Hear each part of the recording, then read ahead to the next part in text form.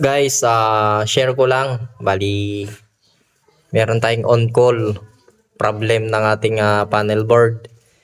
Meron tayong convenience outlet dito na dalawa na nag-shutdown. Then, ito yung kanyang panel board which is bolt-on type. Itong kanyang circuit breaker. Then, hindi tayo gumawa dito. May electrician na gumawa dito.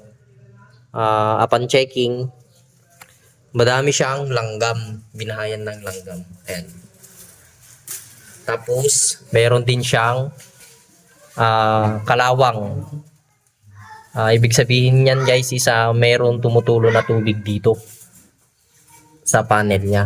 Check natin to guys. Yan, may kalawang yung mga terminal ng circuit breaker natin also dyan.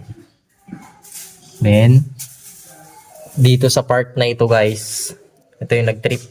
Check natin to.